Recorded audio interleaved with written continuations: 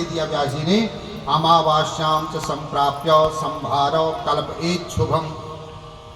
शुभ है अमावस्या के दिन सामग्री ला करके तैयारी करना, और फिर यहाँ पर कैसे मंडप का निर्माण हो, कितना चौड़ा कितना लंबा, ये सब विधि है।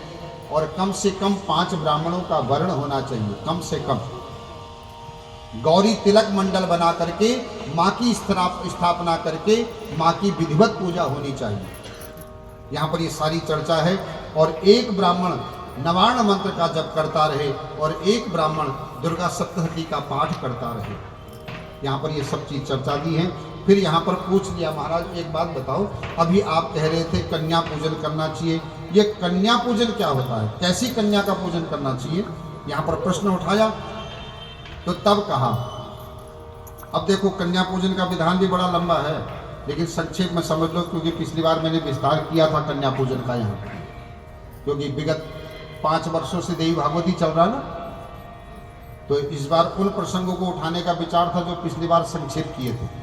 तो नवरात्रि वाला प्रसंग पिछली बार आपने विस्तार से सुना था, तो संक्षेप में सुनते हुए चलते हैं।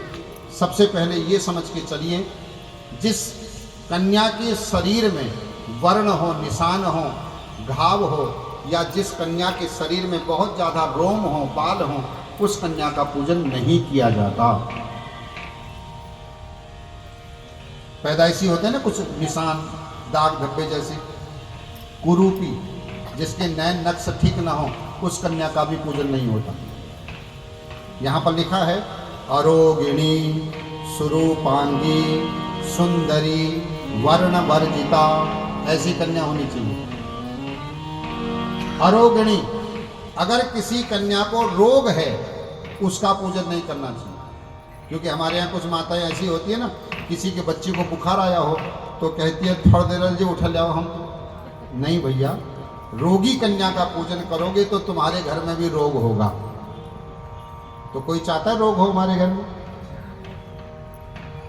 तो इसलिए कहा है अरोगिणी, रोग नहीं होना चाहिए, स्वस्थ होनी चाहिए, मस्त होनी चाहिए। सुरूपांगी, सुंदर अंगों वाली, नैन नक्शों वाली, सुंदरी, सुंदर दिखने में होनी चाहिए। वर्ण वर्जिता, किसी भी प्रकार का वर्ण उसके शरीर में न हो।